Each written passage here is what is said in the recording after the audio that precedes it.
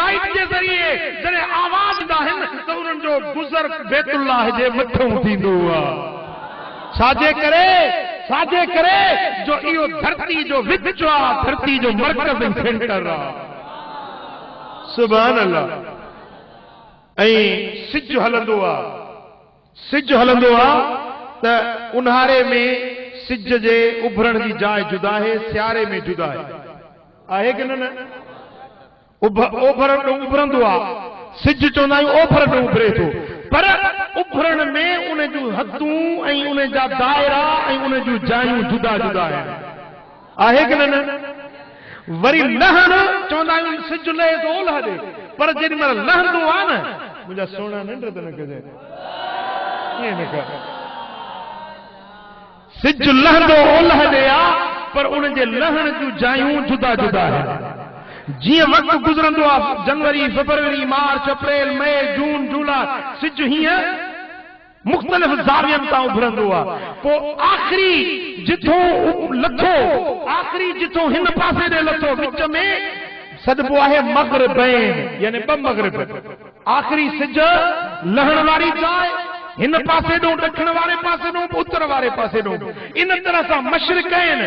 निकिरण सिज जे उभरण जो ॿ मक़ाम हूंदा आहिनि उन जे विच में सिज गर्दिश कंदो आहे ऐं आसमान में बि सिज जो रस्तो आहे सिज जो मदार आहे वशम्सु तजरी लिमुस्तक़र्रिन लहा ज़ालिक तक़दीरुल अज़ीज़िल अलीम सिज पंहिंजे मुक़रर मदार ते हली रहियो आहे इहा ग़ालिब हिकमत वारे रब जी तक़दीर आहे पर दोस्तो जेॾी महिल सिज हलंदो आहे त सिज ज़रूर काबे जे मथां गुज़रंदो आहे सिज जो गुज़र काबे जे मथां थींदो आहे ऐं साल में हिकिड़ा 2 ॾींहं अचनि था हीअ ॻाल्हि क़ाबिल तवजो आहे शायदि तव्हां ज़िंदगी में पहिरियों भेरो ॿुधंदा हुजो साल में हिकिड़ा 2 ॾींहं अहिड़ा ईंदा आहिनि जो सिज बिल्कुल 90 डिग्री ते काबे जे बिल्कुल मथों अची वेंदो आहे सिज ऐं काबो बिल्कुल हिक ॿिए जे आमो साम्हूं हूंदा आहिनि उहे तारीख़ूं तव्हांखे ॿुधायां थो टाइम तव्हांखे ॿुधायां थो उन ॾींहं खे यादि कयो जेकॾहिं पंहिंजे ॻोठ जी मस्जिद ॾिसणु चाहियो था त काबे ते सिधी आहे या न तव्हांजे ॻोठ जी मस्जिद राजा बि ठाहिनि था धुप बि थिए वरी खणी था अचनि कंपास कुतुबनुमा मूं बि मस्जिद पे ठहिराई 5 कुतुबनुमा अंदाज़ी हर कंहिंजो मुंहुं पंहिंजो काॾे मुंहुं मरियम जो काॾे टंडो लहिया सम्झो था हिकिड़ो कंपास हिकिड़ो पहिरों खुॾे ठाणे त ॿियो वरी टियों पासो वठी पियो वञे हाणे चइजे त हीअ काबे ते ठाहिजे त ठाहिजे कीअं इन्हनि दुनिया जे औज़ारनि जो भरवसो नाहे हिकु पक्की पुख़्ती निशानी ॿुधायांव जेॾी महिल उन निशानी ते पंहिंजी मस्जिद मां बीह ॾिसो त तव्हांजी मस्जिद काबे ते सिधी आहे या न उहे 2 तारीख़ूं आहिनि साल जे अंदरि उहे 2 ॾिहाड़ा अचनि था जन 2 ॾिहाड़नि ते सिज बिल्कुल काबतुल्लाह शरीफ जे मथों अची वेंदो आहे चओ सल्लल्लाहु अलैहि या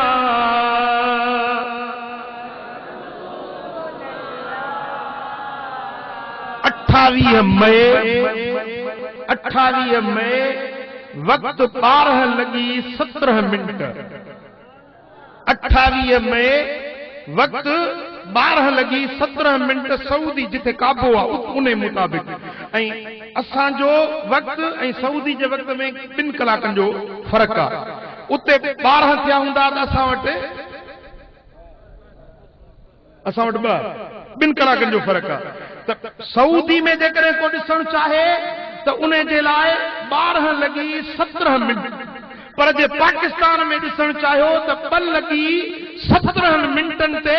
तव्हां जेॾी महिल 2:17 पूरा थियनि ओॾी महिल सिज बिल्कुल काबे शरीफ जे मथों बीठो हूंदो आहे ॻाल्हि सम्झो था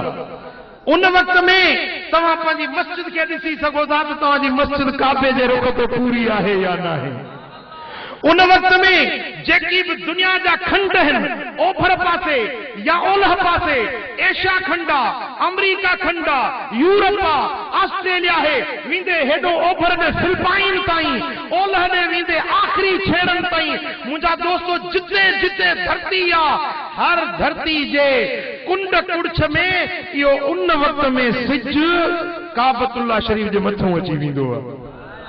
एकड़ो थव 28 मई ऐं ॿियो अथव 15 जुलाई वक्त 12:26 12 जुलाई वक्त 15 जुलाई वक्त 12:26 सऊदी जो वक्त 12:26 तो पाकिस्तान जो वक्त घणो थियो 2:26 ते बैतुल्लाह शरीफ जे मथों काबे जे मथों सिज अची वेंदो आहे ये समझो तो दुनिया वारन के बैतुल्लाह शरीफ जो फैज़ सिज जे ज़रिए सॼे दुनिया के नूरानियत मिलंदी आहे बैतुल्लाह अल्लाह जो घर इहो रहमतुन बरकतुन अनवार ऐं तजल्लियात जो मरकज़ आहे जेडी मल सिज मथों इंदो आ त ॼण के नूर जी खैरात वठी काबतुल्लाह का नूर जी खैरात वठी जग के झरकाए छदींदो आ काबतुल्लाह शरीफ छा है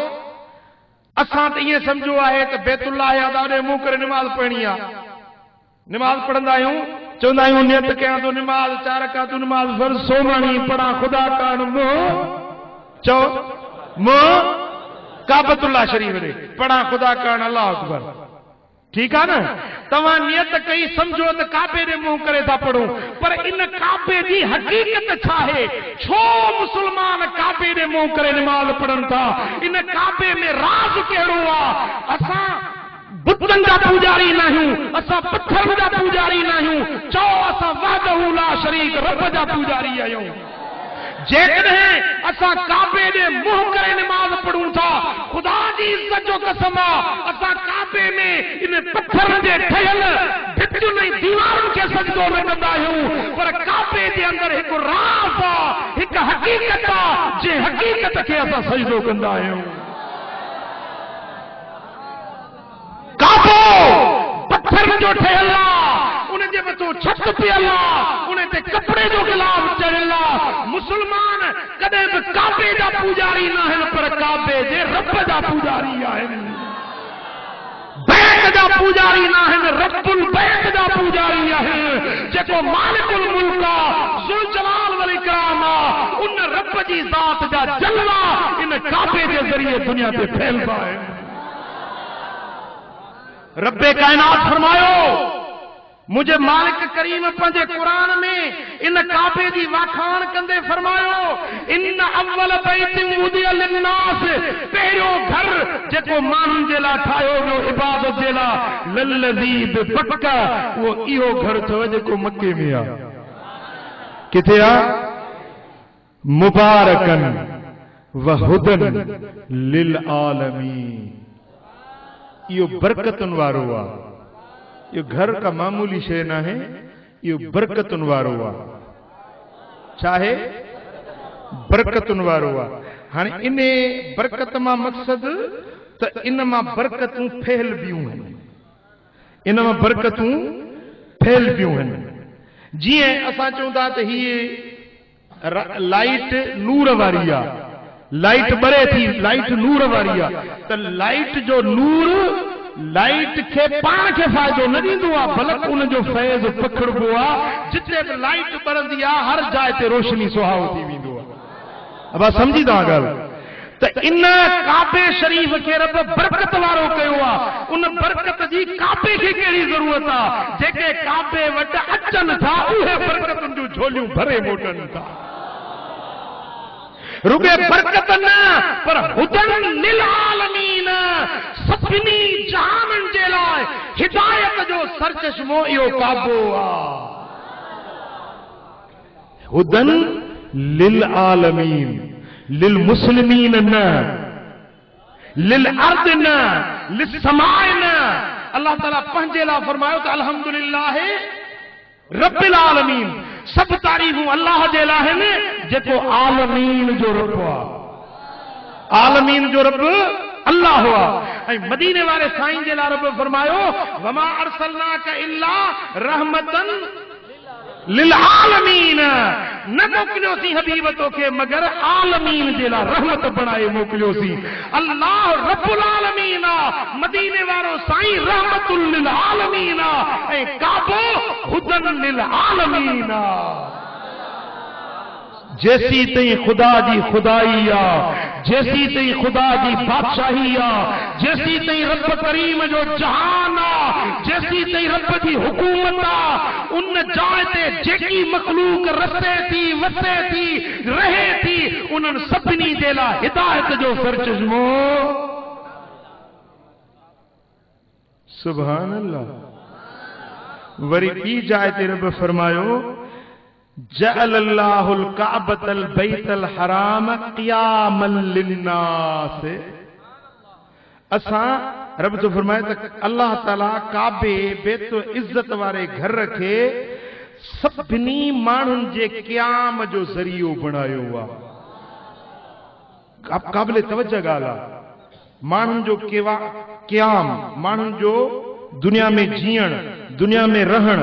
दुनिया में माण्हुनि जो जिंदगी घारण ऐं गुज़ारण जो असुल सरचश्मो असां पंहिंजे बैत घर बैतुल्लाह खे बणायो। अजीब ॻाल्हि आहे, सम्झण जे क़ाबिल ॻाल्हि आहे।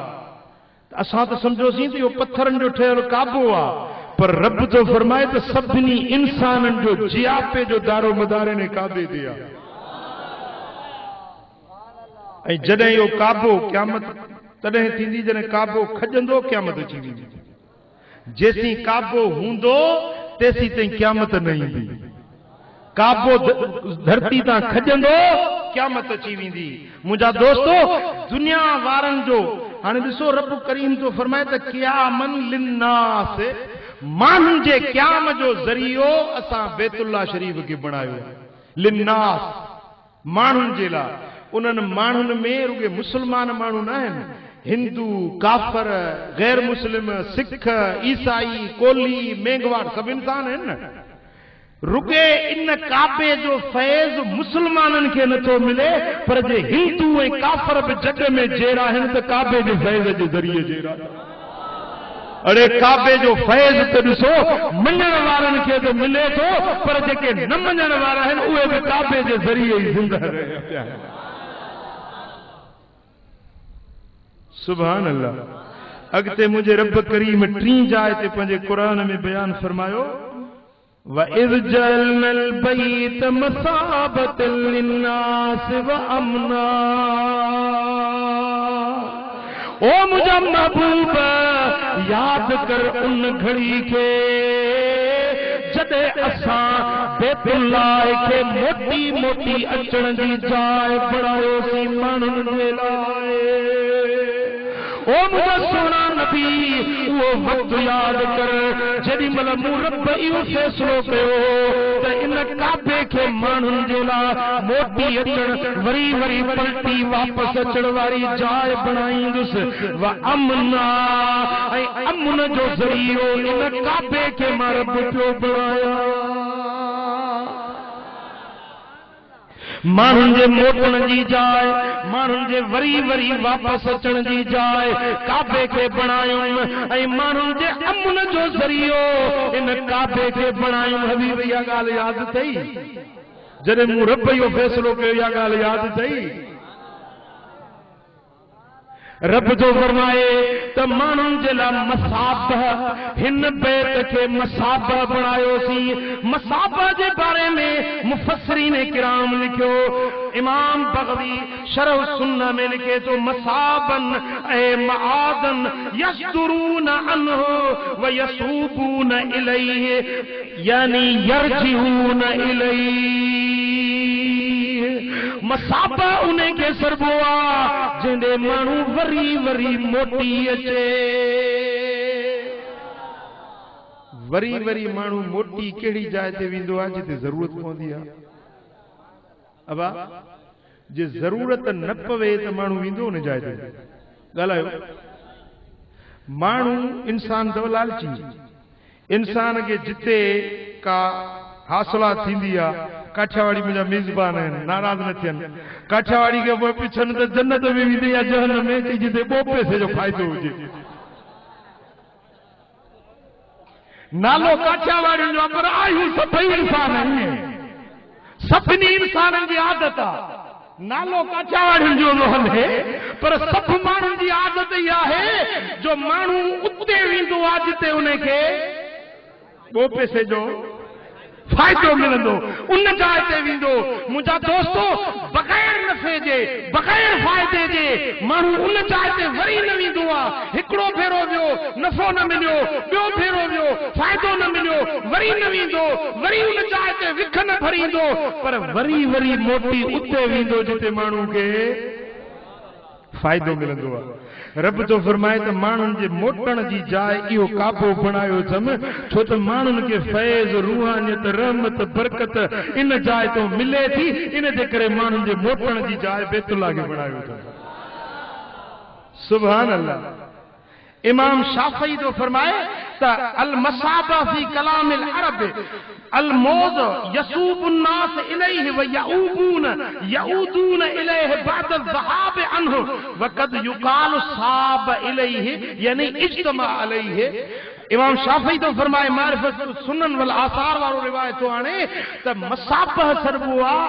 उन जाइ ते जिते माण्हू वरी वरी मोटी वापस अचे ऐं मसाबह अरबी ॿोली में सरबो आहे तव्हां सभु सिंधी बि आहियो उर्दू बि आहियो तव्हां ॻाल्हि मिसाल सम्झंदो त खूह ठाहिबो आहे खूह जे पासे में वरी हिकिड़ो नंढो होज़ तलाउ ठाहिबो आहे सिंधी में सॾींदा आहिनि हाॾुर छा सॾींदा आहिनि हाॾुर पोइ खूह जो पाणी हर को माण्हू खूह मां पाणी पी न सघंदो आहे पोइ खूह जो मालिक जेको हूंदो आहे न या खूह जो संभालदार उहो छा कंदो आहे जो पाणी कढी डोल भरे उहो हाॾुर भरे छॾींदो आहे पोइ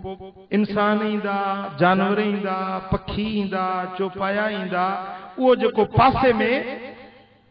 नंढड़ो तलाउ या नंढड़ो हौज़ या नंढड़ो हाॾुर ठहियल हूंदो आहे माण्हुनि जी उञ उतो उझाइबी आहे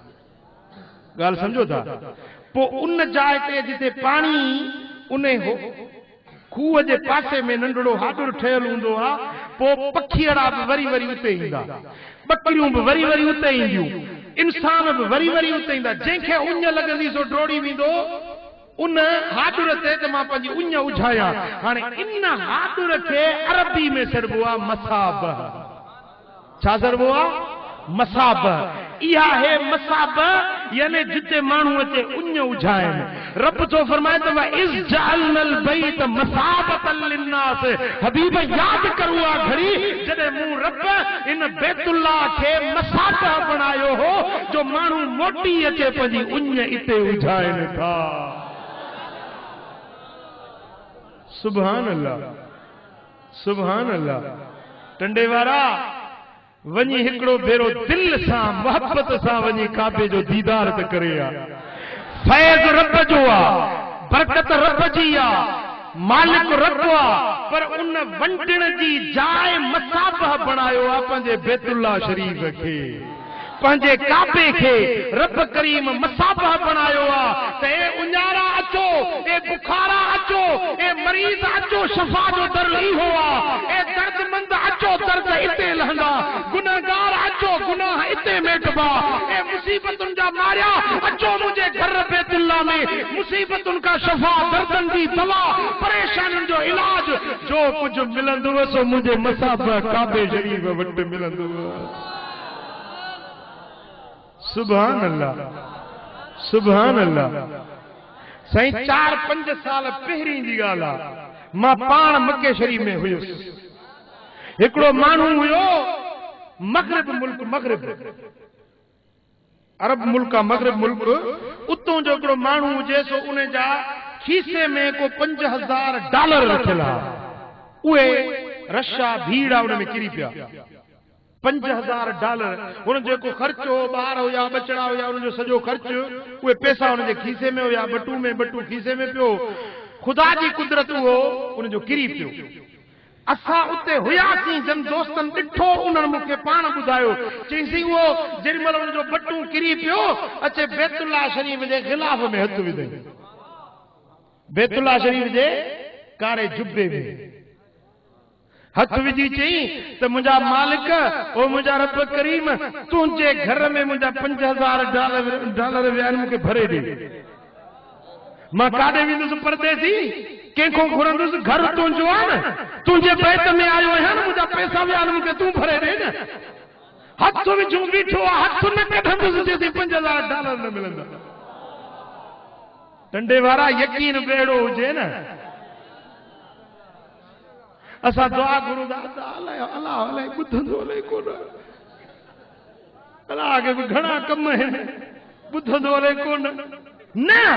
यकीन सां दुआ घुर मुंहिंजो रब करीम तुंहिंजी दुआ उन महिल ई क़बूल फरमाईंदो हथ गिलाफ में विझूं बीठो आहे मुंहिंजा रब करीम तुंहिंजे घर में मुंहिंजा $, विया आहिनि मूंखे खपनि न मिलंदा त हथ न कढंदो साईं जुबे मञूं इं बीठो सजड़ा करे तेसी हिकिड़ो माण्हू आयो उन अचे उन जे खीसे में गोथरी हुजे लिफाफो हुजे उन जे खीसे में विधई उनखे खोली त पूरा $5000 हुजे खुदा जाने केर हुयो किथों आयो उन जे खीसे में लिफाफो विझूं वो हलियो वियो रश हुई भीड़ हुई वरी नज़र न आयो त केर हुयो काॾे हलियो वियो हिन जो ॻणिया त पूरा $5000 जेके गुम थी विया उहे साॻाई मिली कि हा मुंहिंजा मौला हाणे बस मां राज़ी आहियां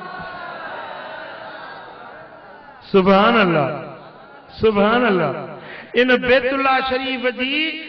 दक्षिण ऐं ओभर वारी जेका कुंड आहे न इन कुंड में हिकिड़ो पत्थर लॻल अथव जे पत्थर जो नालो आहे हजरे असअद छा असअद आइन सां अलफ सीन आइन दाल असअद माना ज़ोर बख़्त वारो पोइ इहो पत्थर माण्हू गुनाहगारनि जे हथ लॻण जे करे इहो कारो थी वियो आहे हाणे उनखे सॾींदा आहिनि हजरे असवद माना कारो पत्थर मशहूर आहे हजरे असवद कारो पत्थर इन पत्थर जे लाइ मुंहिंजे मालिक करीम छा फरमायो आहे ॿुधंदो तव्हां मां को माण्हू हिक ॿिए सां मिलंदो आहे दोस्त हिक ॿिए में मिलंदा आहिनि हथ हथ में मिलाईंदा आहिनि मुसाफ़ो कंदा आहिनि पर जॾहिं अल्लाह पंहिंजे बाननि सां मिलंदो आहे त हजरे असवद जे ज़रिए मिलंदो आहे जेको माण्हू हजरे असवद जे हथ थो लॻाए त ॼण रब जे साॼे हथ ते हथ लॻाए जे माण्हू हजरे असवद खे चुमी ॾिनी ते ॼण अल्लाह जे साॼे हथ खे चुमी ॾिनी जेको हजरे असवद खे चुमी ऐं ओॾी महिल जेका दुआ उन जे ज़बान मां उन जे दिल मां जेका सदा निकिरंदी हटण खां अॻु में दुआ क़बूल थी वेंदी सुभान अल्लाह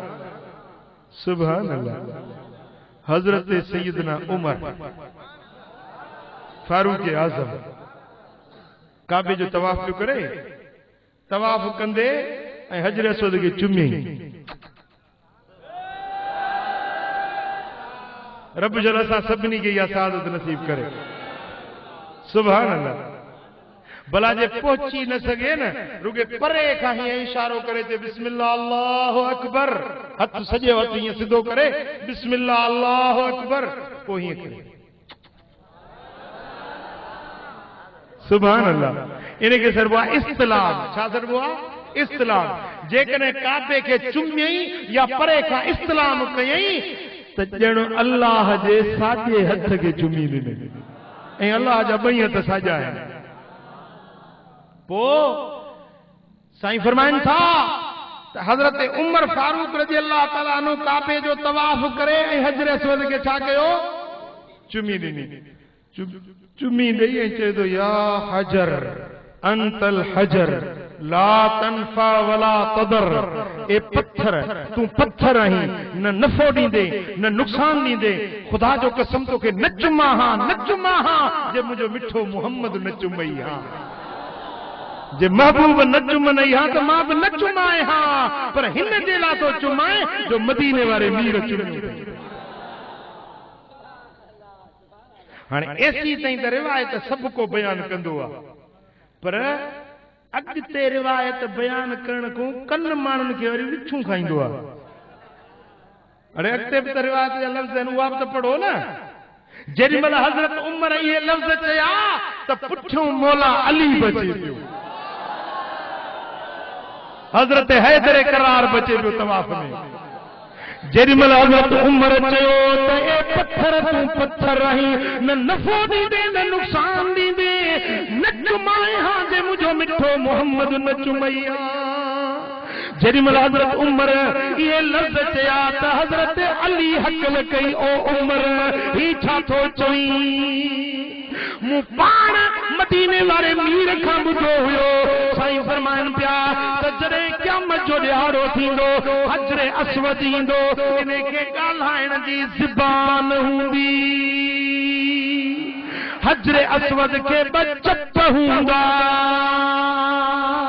पोइ जे माण्हू ॿिन्ही खे हक़ सां चुमियो या इस्लाम कयो हूंदो, उन्हनि जी शाहिदी ॾींदो मुंहिंजा मौला ही टंडे जो काठियावाड़ी मूंखे चुमी वियो, हे चांजो, हे मुंशी, हे फलाणो, हे फलाणो मके में आया हुया, मूंखे चुमी विया हुया। हे मुंहिंजा मौला, ओ मुंहिंजा रब करीम, मां हजरे अस्वद शाहिदी थो ॾियां, फलाणनि फलाणनि मूंखे चुमी ॾिनी हुई। रब फरमाईंदो, पाक पत्थर जन्नत खे चुमियो आहे, वठी न पाण सां गॾाए जन्नत ॾे वञ। ए उमर हे छा तो चई त नफ़ो कोन ॾींदो, हे नफ़ो न आहे त ॿियो छा आहे? हज़रत उमर चयो त जिते अली हूंदो उते को गुमराह थी न सघंदो। हक़ अली सां आहे, अली हक़ सां आहे, अल हक़ माल अली वल अली माल हक़। हक़ अली सां, अली हक़ सां, जिते अली हूंदो उते हक़ ई हक़ हूंदो। इश्क में जाचो अली साईं कंदो सब भली भली, इश्क में जाचो अली